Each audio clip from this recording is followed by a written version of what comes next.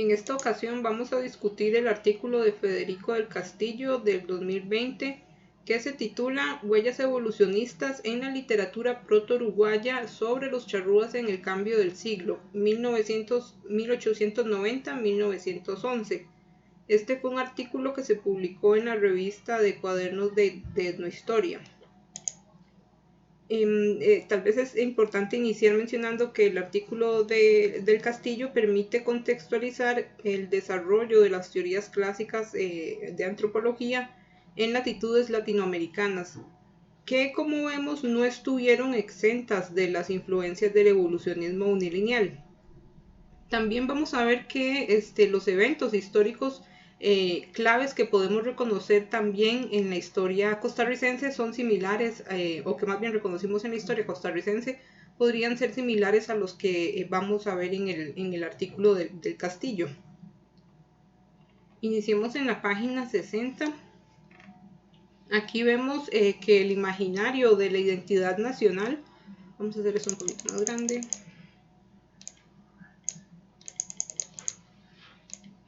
Ok, mejor. Bueno, como les mencionaba, iniciamos viendo que el imaginario de la identidad nacional uruguaya se basó en un blanqueamiento, en donde se excluyó del imaginario la identidad del indígena. Sin embargo, la identidad indígena fue poco a poco introduciéndose en el imaginario colectivo de la nación. Vamos a ver cómo la identidad charrúa dentro del imaginario colectivo de la nación uruguaya se ha caracterizado de manera ambivalente. Por un lado se les quiere destruir y por el otro se les reconoce como salvajes, pero bondadosos y valientes. Y si nos movemos a la página 61, empezamos a notar que los textos que del Castillo comenta no fueron desarrollados por antropólogos. El periodo que el autor abordó es una época donde la antropología apenas se estaba consolidando en Europa. Y vemos que en el caso americano, si bien las ideas que nos muestra el autor son sobre los primeros antropólogos europeos que van a influir en intelectuales americanos, pero estos últimos todavía no tienen una formación académica en antropología. Es por eso que Del Castillo considera esto como protoantropología. Es interesante notar que la enseñanza de la antropología en Uruguay, al igual que en Costa Rica, se dio después de la segunda mitad del siglo XX. También vemos que uno de los intelectuales uruguayos, sin formación antropológica fue influenciado por antropólogos europeos de la época. Por ejemplo, vemos el caso de José Enríquez Figueira, que fue influenciado por Herbert Spencer, a quien ustedes leyeron para esta unidad 4. Y continuando en la página 62, acá es importante evidenciar que las influencias evolucionistas en América son producto de intelectuales de intelectuales americanos que podían viajar a Europa y familiarizarse con antropólogos o intelectuales europeos. Otro aspecto importante de destacar en este artículo es el carácter descriptivo del evolucionismo. Recuerden que de los contenidos de clase de la unidad 4, retomamos la propuesta clasificatoria a nivel histórico del desarrollo teórico de la arqueología, y vimos que estos arqueólogos dividen la historia del desarrollo arqueológico y de la historia de la teoría arqueológica en 4 periodos. El que corresponde al periodo en donde predominó una teoría de carácter evolucionista unilineal, pues ellos lo clasifican, o más bien lo señalan como un periodo que denominan clasificatorio descriptivo. Y esto debido a que el principal interés que se desarrolló por los intelectuales de esta época fue caracterizar a las sociedades y agruparlas en estadios evolutivos. Y si nos movemos a la página 63, Acá vamos viendo que las ideas evolucionistas de Spencer, las principales ideas evolucionistas de Spencer que influyeron en Figueira. Todas estas ideas vamos a ver que nos enfatizan en que la evolución social es solo otra forma de entender la evolución biológica. Por lo tanto, la evolución es una ley universal y es una forma de explicar cualquier fenómeno, ya sea biológico, físico, cultural, social, etc. Noten también cómo las categorías teóricas desarrolladas por Spencer para valorar cuáles sociedades evolucionan y cuáles no, estas categorías son adaptadas por Figueira y las utiliza para clasificar las sociedades indígenas uruguayas. Aquí es importante detenernos y señalar que si bien los planteamientos evolucionistas actualmente han sido superados, todo esto debido a la falta de datos que sustenten la validez de estos argumentos, vemos que el ejercicio mental de contrastar la teoría general con casos particulares es un ejercicio que en la actualidad desarrollamos. Y es importante entonces también entender que, no obstante, aunque compartimos temporalmente hablando este ejercicio mental, a diferencia del ejercicio que plantea Figueira y muchos evolucionistas de finales del siglo XVIII, finales del siglo XIX y inicios del siglo XX, pues a diferencia de este grupo de intelectuales, la antropología actual debe basarse en datos para fundamentar los planteamientos que desarrolla. Y si continuamos en la página 64, vemos representaciones visuales de los charrúas y cómo estas fueron utilizadas para visualizar a los charrúas desde una perspectiva evolutiva de salvajes. En la página 65, ahora notamos la influencia de otros antropólogos europeos como Morgan y como Taylor en otros intelectuales uruguayos de la época. Acá vemos que Del Castillo comenta los planteamientos de Taylor, donde vamos a ver que si bien los civilizados se caracterizan por tener una cultura, los salvajes van a tener el germen para generar la cultura. Acá podemos ver que este argumento sustenta la idea evolucionista universal, que se basa en que todas las sociedades evolucionan de estadios inferiores a estadios superiores. Pero si continuamos con el artículo, vamos a ver que los planteamientos, vamos a ver planteamientos similares desarrollados también por Morgan y quien va a reconocer el proceso unilineal, progresista y universal del que también nos comenta Taylor, es decir, del evolucionismo cultural unilineal como teoría.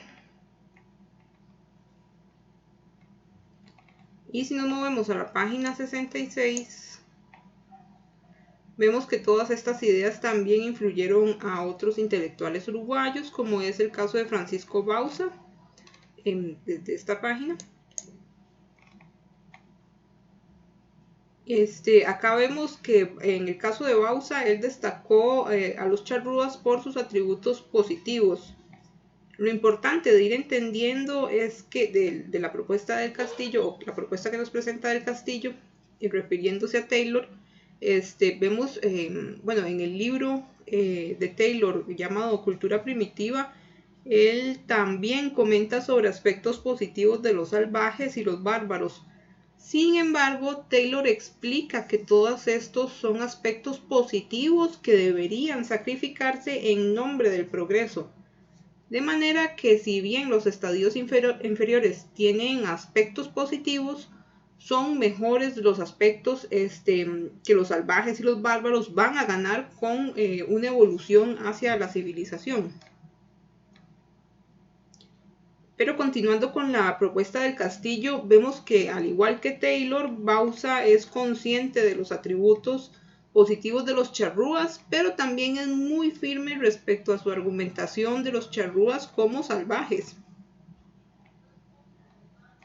En la página 67 Un aspecto interesante de notar es la clasificación que utiliza, o que utilizó más bien Bauza, para identificar el estadio evolutivo de los charrúa. Observen que Bauza se basa en las categorías del sistema de las 3 edades, propuesta que, bueno, vimos que sustentó muchas de las clasificaciones a nivel europeo y que, por lo visto, también influyó a las clasificaciones realizadas en sociedades americanas, sociedades indígenas americanas y sociedades no indígenas. Quizás lo importante de señalar de todo esto es que a medida que la antropología se profesionaliza en América Latina, esta clasificación del sistema de las 3 edades se va a descartar para desarrollar otras clasificaciones más de carácter local. De manera que en la actualidad en América no utilizamos este sistema de las 3 edades para clasificar temporalmente el cambio social de las poblaciones prehispánicas. También es importante notar la causa que impulsó el desarrollo charrúa. Los charrúas evolucionaron por contacto con sociedades civilizadas. Esto va a ser un planteamiento que se mantendrá a lo largo del desarrollo teórico de la arqueología, de los inicios de la arqueología. Desde el surgimiento del evolucionismo unilineal, como estamos viendo, hasta enfoques teóricos que son temporalmente posteriores, como en el caso de la teoría que vamos a revisar en la unidad 5, que es conocida como la arqueología histórico-cultural.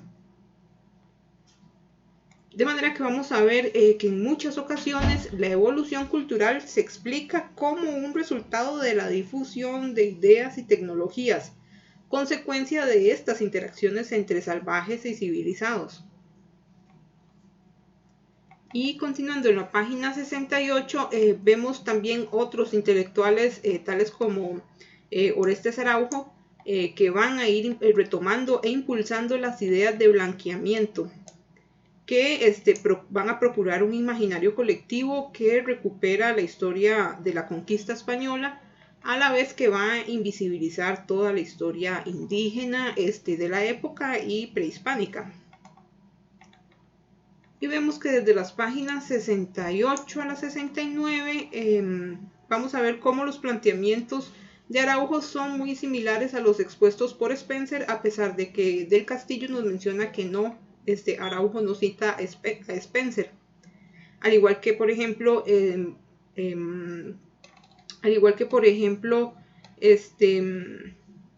Morgan y Taylor no son citados por Bauza. Ok, y si continuamos en la página 70,